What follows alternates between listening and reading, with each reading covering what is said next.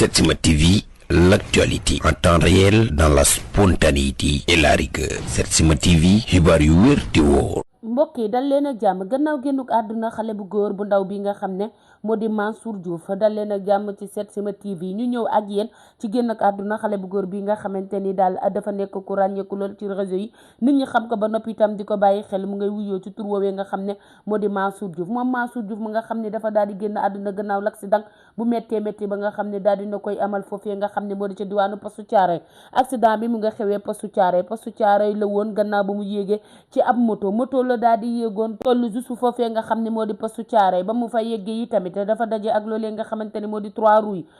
yi nga xamante ni nag ñu baree bari ci askanu Sénégal ñu ngi koy bàyyi xel gannaaw la nga xamante ni moo di lu doy waar li nga xam ne daf koy faral di def ci tali bi moom trois roues boobee nga xam ne moom la daal di dajal ba mu dajee ak trois roues boobu nag moo waral moom moomee nga xamante ni moo di Mansour daal di ñàkk bakkanam ci anam yu doy waar accident ba daal mënees nañoo nemmeeku gannaaw ba moo dajee ak loolee nga xamante ni boobule trois roues ca la ko camion ba daal di jëlee moom Mansour moomee nga xam ne dafa nekkoon ab jeune bu ràññeeku lool ci TikTok bi gannaaw ba mu génnee àdduna ak léegi nag coow li daal di nay bari lool ci génn ak àddunam au début sax ñu baree bari ci askanu Sénégal gëmuñu woon ni moom moomee nga xamante ni moo di Mansour daal di nay génn àdduna ndax itam la nga xamante ni moo di première réaction ñu baree bari dañoo jàppoon ni Mansour génnul àdduna mu nga fa nga xamante ni moo di ci hôpital ba waaye itam ka nga xam ne moo di mbokk ak jegeñaaleem ba nga xam ne moo doon wax ak gendarme bi moo ko xamal ni ko Mansour daal di nay génn àdduna Mansour Diouf mu nga xamante ni dafa nekkoon patriote bu daal di ràññeeku lool foofee ca diwaanu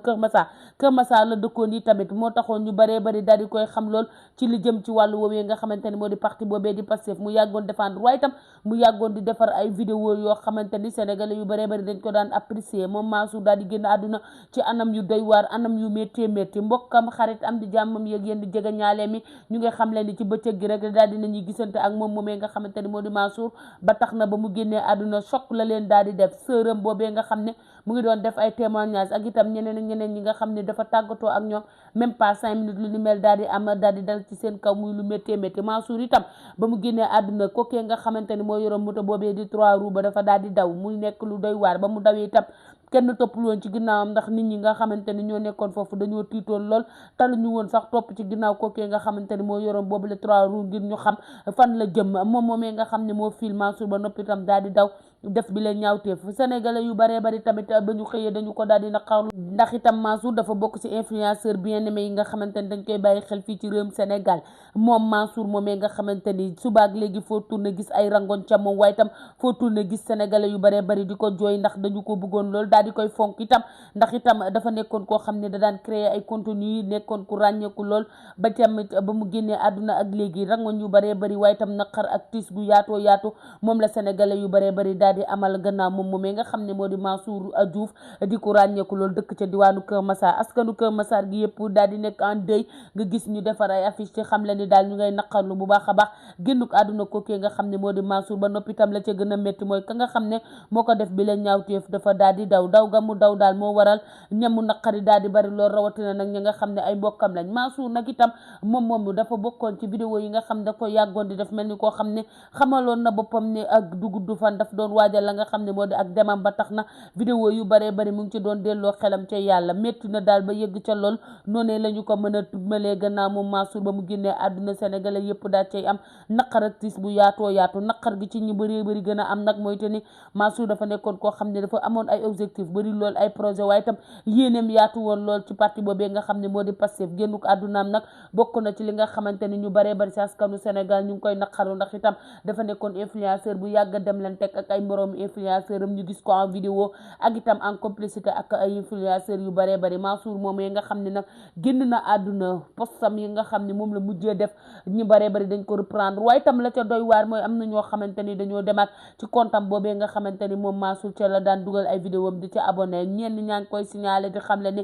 lan la nit ñi di wuti ci ay comptam di ko abonné gannaaw ba mu génnee àdduna nan lañ mën a def ngir signalé ko compte boobee nga xamante ni actuellement mu ngi dox ñu daal di koy dagg ci nu mu gën a gaawee ndax moom moomee nga xamante ni moom moomoon compte ba daal di ne génn àdduna gannaaw ba muy dund abonné loo ko woon nga bàyyi ba mu génn àdduna ñu nekkaat ci ay plateforme am ñenn ñi itam yëkkatiwaat seeni discussion di ko dugal ñu baree bari ci ay mbokkam di ko ñaawlu ndax itam ñu ngay xam ne nit bu xësee ba génn àdduna rek na ko ñëpp ñaanal ndogalu yàlla dëgg-dëgg moo waral moom moomee nga xam ne moo di Mansour Diouf di ko ràññeeku lool ci réseau yi daal di génn àdduna ci ab accident bu méttee métti mu accidenté foofee nga xamante ni moo di ca postu